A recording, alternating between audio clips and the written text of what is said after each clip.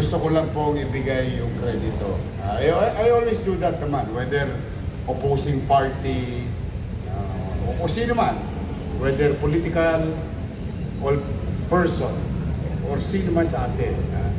Pero may ginawa po since July 1, when we assume this Monday, ang CCRO, ang ginawa po nila, meron silang halos weekly na bumababa sa barangay para yung mga tao na naghahanap ng kopya ng birth certificate, walang nawala dahil sa sunog o aberya, tsaka yung mga nangangailangan ng kopya para hindi na tumosgas pamasahe sa City Hall. Yung team na neto ni Pero. Thank you very much. Pupunta sila sa yung binanggit na kanina na programa. So natutuwa po ako dahil sabi ko, sige kako, tirahin nyo ng tirahin, suyurin nyo na suyurin. Mano pa, immediately after na may malaking sunog. Kasi sa sunog, wala pong natitira. At ang mga papelos o sa katulad ng birth certificate, kasal, and so on and so forth, yun yung mga unang nawawala. Kinakailangan nyo regularly. Saan? Lalong-lalo na sa eskwelahan. O sa mga pensyon, o mga pagpapatunay ng pagkakakilanlan ng isang tao. Malaking bagay yung ginagawa nila. Kaya thank you very much. Keep it up, attorney. 107% paldo. Kasi natutuwa yung mga empleyado pagka tumataas ang income. Because at the end of the day, hindi tatakbo ang anumang uri ng pamahalaan. Lahat ng pangarap natin, mananatiling pangarap. Pag yan ay walang pera, madalit salita, I think it goes to everyone. But today we're very grateful to our fellow Filipino who visited us and trusted the city government of Manila and the city of Manila. Gusto ko pong ipaalam sa inyo, nandito po si Mayor Ricardo E. Padilla. Kasama ang kanyang Vice Mayor Christian P. Binuya. Sangguniang members, Maylin Ruz, John David Padilla, Norier Marcelo, John Marvin Ronquillo, Roniel de la Cruz, Melody de la Cruz, Jomar Dandan, Gina Morales, Rolando Gragasin, Lance Vincent Kaisip. Yung buong gobyerno ng pamahalang lokal ng Municipality of Bungabon, Province of Nueva Ecija. Nandito po sila. I'm honored. Thank you, Mayor, for visiting us. Isang mainit na palakpakan sa ating Mayor. Sino ba sa inyo ang high blood? Sa kamay. Mga matataas ang dugo. Iwasan nyo na mga karne, kumain kayo ng gulay. Maraming dala mga taga-bungabong ngayon. Andiyan sa Kodli.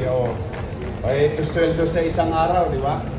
Kung gusto nyo makabili ng murang gulay, dinala po tayo ng bayan ng Bungabon, Nueva Ecija, sa pamumuno ni Mayor Padilla. Kaya yan ay lagi ko pong inikayat. Nung nakaraan nakita po ninyo yung mga taga Mindanao at iba't ibang bayan at meron pa tayong susunod na bayan na dadako dito. Inihigop ko po sila, pumunta kayo rito. Makatulong man na tayo sa kapwa natin Pilipino sa probinsya. Pangalawa, tigit sa lahat, ay yung aking mga kababayan sa lungsod ng Maynila makabili ng murang pangunahing bilihin. Kaya po maraming salamat, Mayor Padilla, sa tulong ninyo sa lungsod ng Maynila. Mas kami tinulungan ninyo. Kung sa inyo iniisip ninyo kayo tinutulungan ng lungsod, hindi po. Mas kami po'y natutulungan. Unang-una, yung aking mga manininda sa palengke, makakahanap ng direktang producer ng gulay, prutas, mga bagay, pagkain sa iba't ibang dako ng Pilipinas. Pagka nakamura sila, maswerte na yung bibila sa probinsya. Pero mas maswerte yung aking manininda. Lalaki ang kanyang kita. At mas maswerte yung aking mga consumer. Dahil mas mura nilang mabibili yung mga produktong galing mismo sa bungabo. Kaya po muli, Mayor, mga kasama ko naglilingkod sa bayan, palakpakan natin, Mayor Ricardo Padilla. Ang pangalawa, pasasalamat ang mga batang MTPB. Taas nga kamay, nandito ba yung mga taga-MTPB? Ayan, MTPB. Hoy, wala nang biyahe ng jeep, parang wala pa kayo. Hindi po. Alam nyo, natutuwa po ako sa MTPB dahil yung nakarang programa ng lungsod ng Maynila, we have served 931,000 riding public sa libreng sakay na naganap sa lungsod ng Maynila. And the good news about it, while the number is so huge, but we only spent 20 million plus barya lamang. Napakaliit. Nagawa natin ang paraan na maibsan yung nararamdaman ng mga mananakay sa hirap ng buhay. Higit sa lahat, nagkaroon ng kapanatagan ng mga driver, may takdang kita at may panggasolina at mga operator. Buong ecosystem ng public transport na tinapang. Pero yun po hindi na mapagtatagumpayan ng maayos kung wala naman po saan pa si Director Biyahe, Dennis Biyahe at MTPB. Ayun, si Director Biyahe at mga taga-MTPB, palakpakan natin sila. Ayun. Thank you very much. Again, sa ating pamilya ng mga driver at saka mga driver at operator, maraming salamat. Kayo'y nakiisa sa pagbabayanihan sa oras ng krisis ng ating lungsod at ng ating bansa. Dito man lamang, isa sa 1,600 local government unit makaramdam ang utaw na gumaang ang kanilang pakiramdam sa gitna ng krisis. Good news, I don't know if you saw the announcement of Malacanang, DOE and President Bongbong Marcos, tomorrow we're going to have 20 pesos pa pa? 20 pesos? Decrease sa presyo ng diesel. Good news yun. Sana magtuloy-tuloy na. Dapat talagang maging spaghetti. Spaghetti, pababa. Hindi dapat puro pataas. Ang bigat eh. Sa totoo lang, ang bigat. Nararamdaman natin lahat. But, sabi nga, sa kasabihang Ingles, after the rain, there is rainbow. Ayun. Lalabas din ang bagay. Pagkatapos ng unos. Niyawaan Diyos, mga karaos tayo, hindi pa tayo tapos. Bukas, ipararamdam naman natin sa mamamayan yung ating kompromiso among each other. The city government and the local community bakery in the city.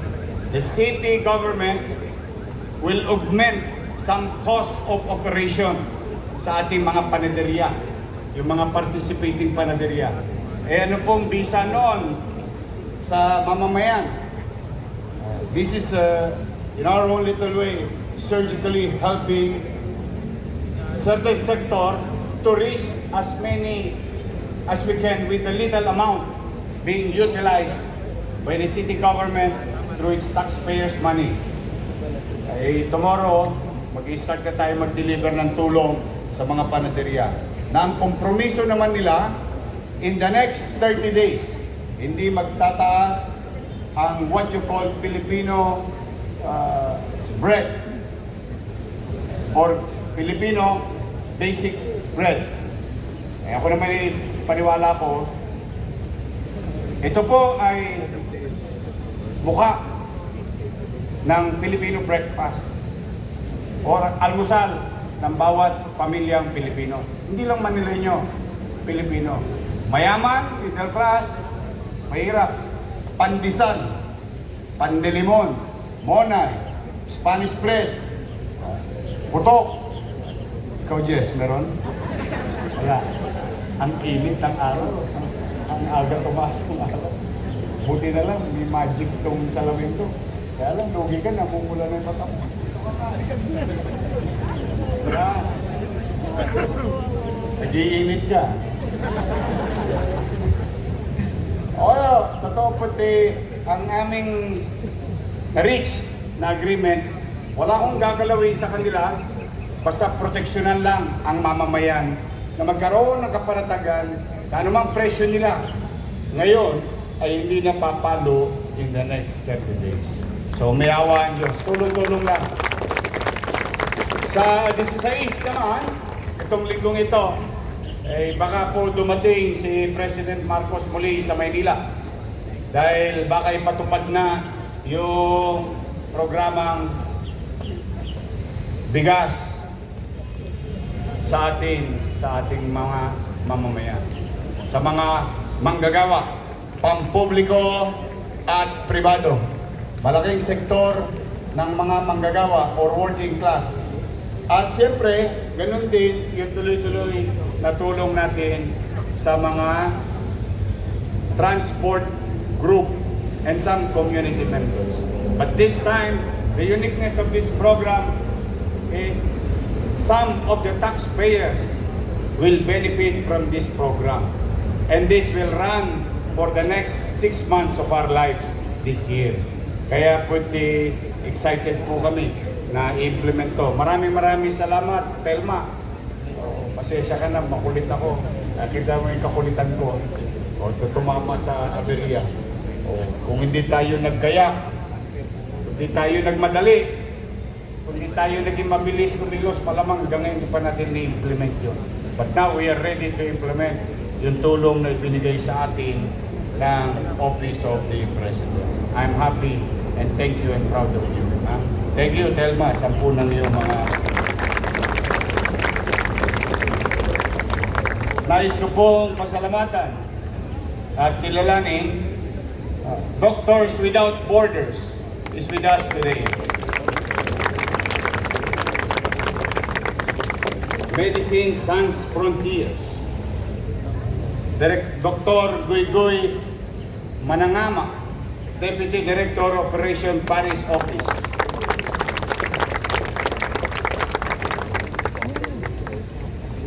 Eli Sok Sel, Manager Tokyo Office. Forgive me in advance, I hope I pronounce it right. Dr. Shoaib, Head of Mission, Medical Coordinator, MSF, Philippine Branch. Mukadas Yakubova, Project Coordinator, Tondo TV Project. Warren Seco, Logistics Supervisor, Tondo TV Project. Sila po ay tumutulong sa atin, labanan ng TV. Pero at the same time, magbibigay po sila, walang-wala lang. Talagang pag mapagbigay ka, Jess, mabilis bumabalik sa'yo. 100 times. Bakit ikaw, puro pagmamahal ang binibigay mo, walang pagmamahal na bumabalik sa'yo? Waiting. Napaka-pasensyoso mo, pag 60 ka na, wala pa rin. Love you, Jess. Sila po ay magbibigay ng 1 mobile x-ray van. Thank you very much. Doctors Without Borders. Okay? And through the effort of our Vice Mayor Chi, merong magbibigay sa atin Mr. Jason Ivan Kua, President, Philippine Feline Club, ng 100 bottles Canvacar vaccine with sticker inside, 10 boxes, 1,000 pieces, 3 cc syringe, 1 pack, 1,000 pieces cotton balls, 1 bottle isopropyl alcohol, 1 box, 100 pieces disposable gloves. Thank you very much. Shout out lang mga taga Chicago kanina. May ano tayo, balikbayan. Kamusta kayo? Baka may sobra. Charot. Welcome po sa Manila. Kita ko sa mga balikbayan natin. through our leadership in the party, Ernest Ramel, 100 boxes of 12 1-liter cartons of Parcadia UHT milk from Poland. Ayan naman po'y binigay, no? Ng ating mga mabubuting loob na kababayan, Hans Walter Chua, CEO of Simon Group. Lou Pei Lim, CEO of Green Thumb Precision Farm. Bibigyan ulit tayo ng gatas. Yung gatas ipadadala ko naman doon sa mga alaga natin. Yung mga pinaalagaan natin ng gusto kay Jay De La Puente sa atin, sa Boys Town.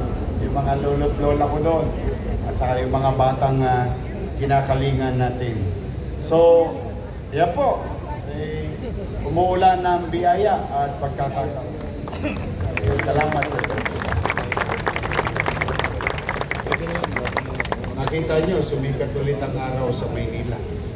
Daman-daman namin ni Jess yung init. But kidding aside, as I have said, in our own little way, sa tulong ninyo, pipilitin kong maging mabuti, mainam at masinop na anumang resources na meron tayo, gagamitin natin na episyenteng makapaglingkod sa tao. Unti-unti lang. And nasabi ko na, ilang Lunes na matatapos din naman. Ang lahat ng bagay may katapusan. Tiyak yun. Hindi araw-araw masaya, hindi araw-araw malungkot. May tapos ang lahat. Kaya Jess, matatapos din yan. Gusto ko talaga magka-nobya to eh. But again and again, I'm happy to inform the Pamantasan Luzon ng Manila community. The other day, I think for the first time, naging on time ang City of Manila sa ating mga obligasyon sa ating Pamantasan Luzon ng Manila. Nakakabawas pa tayo ng lumang utang. Tama ba, Paul? So, ibig sabihin, yung lahat ng mga sinabi ko nung mga nakaraang flag ceremony na tulungan ninyo ako maging efficiente kayo sa inyong kanya-kanyang opisina. Tingnan po ninyo, nagbubuti po, dadala po ng magandang resulta. Talaga po nga, pag tayo naging masino, mainam sa kanya-kanya nating field of undertakings. Bubuti at bubuti. May pupuntahan. May mararating. Kaya sa inyo pong mga narito, lalo na, marami sa inyo, pang-retire na. Magre-retire na. Thank you for all of those years that you have dedicated your life and time to be of service to the people. But, in the last mile of our life, particularly in our career, siguro magandang maalala ninyo ang tanong na ito.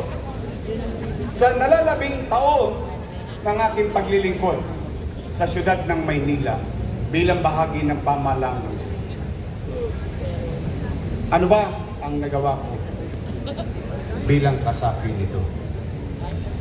Kasi yung tanong na yan, hahabulin kayo niya. Pag kayo'y kukuya-kuyapoy na sa tumba-tumba, babalik ang alaala. Ano ba naging partisipasyon? Ano ang naging bahagi ko upang makagaang sa katatayuan ng aming mamamayan, sapagkat ako'y bahagi ng pamahalang naglilingkod sa Kanya. Kaya I encourage each and every one of you to those, kasi I've been signing retirement eh. Pero huwag kayong mag-alala. Dami ko rin last week. I-announce ko na lang next week o patungkol sa Paseco Hospital. But, huwag kayong mag-alala. Kung kayo nagbuti at magbubuti pa, at habang kami naririto, hindi namin ipagpapariwara yung mga araw na pagtsatsaga, hirap sumakay, nabaha, lahat na, pati may lagnat ka, pumapasok pa.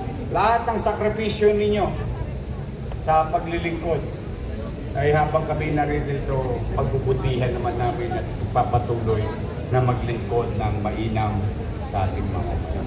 So muli, another week, and I hope this week will be a better week for everyone. Katulad ng panalangin kanina nung nagdasal sa atin. Sabi niya, sana nga naman magkaroon na ng kapayapaan sa mundo. Let there be peace on earth. Because with peace, we can move fast. In peace, we can be more productive. Kaya wala talagang may papalit sa kapayapaan. Walang katumbas kapag may kapayapaan. And thank you for that prayer. No? Sana nga. So muli, another week. Stay healthy. And can you smile? Can you smile for Jess? Smile. Because, again, let me remind you, like what the saying, yung sinabi sa salitang English, many are called, but few are chosen. You were the chosen one. Be of service, wholeheartedly, while you're here. Masarap maglingkod sa bayan. Masarap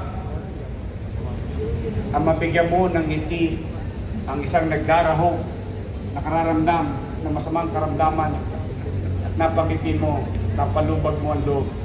Walang kapalit yung mga ngiting yaon ng ating mga kababayan. Mag-ingat kayo, maging malusog kayo ngayong linggo to. Kailangan ko kayo. I cannot do it alone. I need each and every one of you. Magandang araw. Pagpalain nawa kayo ng Pong May Kapal. Maraming salamat. Manila! God first. Thank you. Mainit pa.